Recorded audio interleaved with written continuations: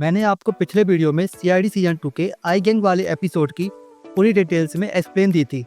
तो पहले आप वो 2 पार्ट्स देख लेना, तभी ये वीडियो आपको प्रॉपर समझ में आएगा। और इस वीडियो के एंड में एक बहुत ही इंपॉर्टेंट पॉइंट डिस्कस करेंगे। सीआईडी के गद्दार का नाम भी हम उसमें आपको एक्सप्लेन करेंगे। सो गाइस, मैं हूँ आपका दोस्त और आपका स्वागत है हमारे चैनल फिल्म बस एको में। चलिए वीडियो को स्टार्ट करते हैं। तो पिछले सैटरडे संडे के एपिसोड हमने देखे थे और जिसने नहीं देखे उनके लिए ये वीडियो मस्ट वॉच है। जैसे कि एपिसोड में दिखाया गया कि दया और अभिजीत के बीच फिर से दोस्ती हो गई है और दया ने अभिजीत से माफ़ी मांग ली है। तो पंकज पे शक हुआ क्योंकि वो इंटरनेशनल कॉल पे बात कर रहा था। जब दया ने उसको पकड़ा तो पंकज बोल रहा था कि वो स्कैम कॉल से बात कर रहा था।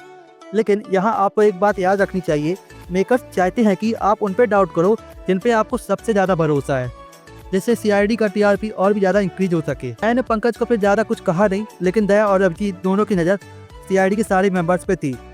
और अगर आप आई गैंग के बाद से कुछ एपिसोड जब से आप देखना चालू किए होंगे तो आपको एहसास हुआ होगा कि कोई ना कोई सीआईडी मेंबर्स हर एक केस में मिसिंग रहता है। या तो कोई केस में दया मिसिंग होगा या कभी अभिजीत, अवनी या पूर्वी मिसिंग होगी। ऐसे ही संडे के एपिसोड में भी दया, अवनी और सचिन मिसिंग थे। इसी एपिसोड में सीआईडी को आई गैंग से रिलेटेड एक केस मिलता है। पूरे शहर में मोबाइल ब्लास्ट हो रहे थे, जिसमें एसीपी आयुष्मान की माँ का भी फ़ोन ब्लास्ट होता है। एक तरीके से उनको भी बहुत ज़्यादा चोट लग जाती है और उनकी माँ को आईसीयू में एडमिट करना पड़ता है। लेकिन फाइनली सीआईडी कैसे भी करके ये केस को सॉल्व करती है और एक क्रिमिनल पकड़ी जाती है कि हाँ, वो एक लड़की थी।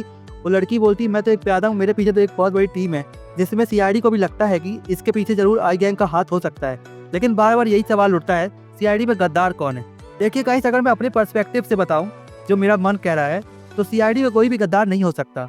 बरबोजा ने सीआईडी को अंदर से खोखला करने के लिए बोला था कि सीआईडी में कोई गद्दार होगा।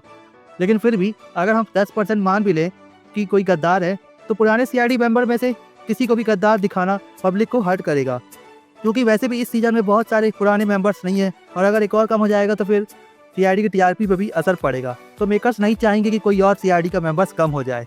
लेकिन मेरा गैस है कि न्यू सीआईडी मेंबर में से ही कोई गद्दार हो सकता है। और पता नहीं क्यों मुझे लगता है कि भूमि के जो पार्टनर है ना, जो मतलब भूमि के साथ एक और लड़की आपको देखने को मिली थी सीआईडी में, मुझे उसका भी नाम याद नहीं आ रहा है, वो हो सकती है गद्दार, क्योंकि उस पर देखिए बेसिकली ज़्यादा किसी को शक नहीं जा रहा और ऊपर से वो बहुत ज़्यादा भोली भारी दिखती है। तो बस एक ही इंट्यूशन है, प्रूफ नहीं है, लेकिन लगता है मुझे अंदर से।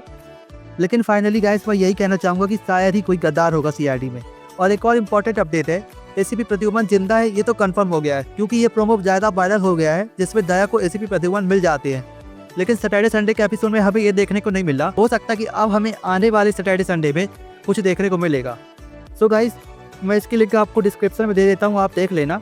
सो गाइस, ये था फुल डिटेल्ड एक्सप्लेनेशन, जिसमें मैंने हर एक पॉइंट को क्लियरली ब्रेक डाउन किया है। और अगर वीडियो थोड़ी सी भी पसंद आई हो तो एक लाइक जरूर करना और चैनल को सब्सक्राइब करना।